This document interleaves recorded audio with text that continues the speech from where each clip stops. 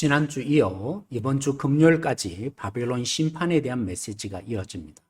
완전히 황폐될 것이라는 바벨론에 머물지 말고 다시 예루살렘으로 돌아오게 하시려는 하나님의 백성을 위한 의도가 다분히 담겨 있습니다.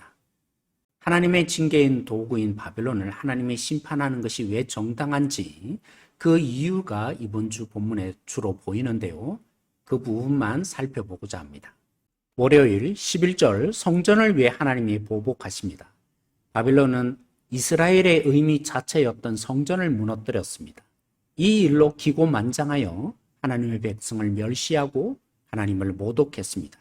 17절 바벨론은 우상을 섬기다가 생명 없는 우상 때문에 수치를 당하고 멸망당하게 됩니다.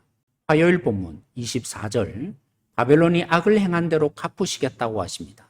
하나님의 뜻하신 대로 이스라엘을 징계하는 도구 역할만 했다면 바벨론은 의의 도구가 되었을 것입니다. 하지만 하나님의 주신 권위를 권력으로 사용하는 악을 행하고야 만 것입니다. 수요일 34절 35절에 바벨론이 행한 악이 무엇인지 구체적으로 표현합니다. 바벨론은 예루살렘을 멸망시켰죠. 그리고 착취했습니다. 껍데기만 남겨놓았습니다. 권력을 남용했고요. 유다의 좋은 것은 다 빼앗아 갔습니다. 그리고 마지막 유다 백성을 바벨론으로 사로잡아 갔습니다. 목요일 본문 47절 그리고 52절은 월요일 17절 말씀처럼 바벨론이 의지한 우상을 하나님이 벌하신다고 하십니다. 아무리 하나님의 의의 도구였다 할지라도 불의해진다면 하나님이 징계하는 것이 마땅합니다.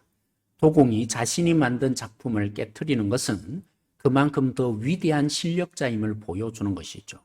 하물며 세상의 창조주이시며 세상의 주관자이신 하나님께서 이스라엘의 징계의 도구였던 바벨론이 자신의 역할을 넘어선 불의한 일을 하는 것에 내버려 두지 않고 징계하는 것은 너무나 당연한 것입니다. 금요일 본문 59절 시드기야 제4년에 예레미야는 시드기야 왕과 함께 바벨론을 방문한 병창관 무기 관료인 스라야에게 명령합니다. 이제까지 외친 바벨론의 심판의 메시지를 바벨론에서 선포하라고 합니다. 당신은 반바벨론 정서가 컸습니다.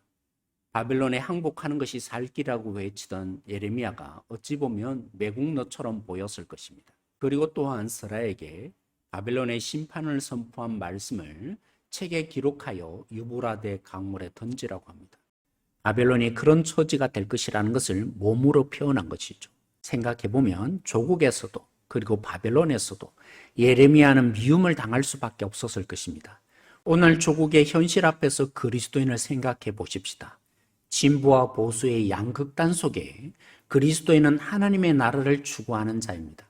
민주주의도 공산주의도 우리가 추구해야 될 근본적인 가치가 아니기에 두 쪽 다에게 공격을 받을 수밖에 없는 예레미야와 같은 처지에 그리스도인이 살아가야 합니다. 이번 주 말씀을 두 가지로 적용해 봅니다. 첫째, 하나님의 주신 권위의 한계를 지켜가십시다. 그러려면 말씀으로 우리 자신의 자리를 확인해야 합니다.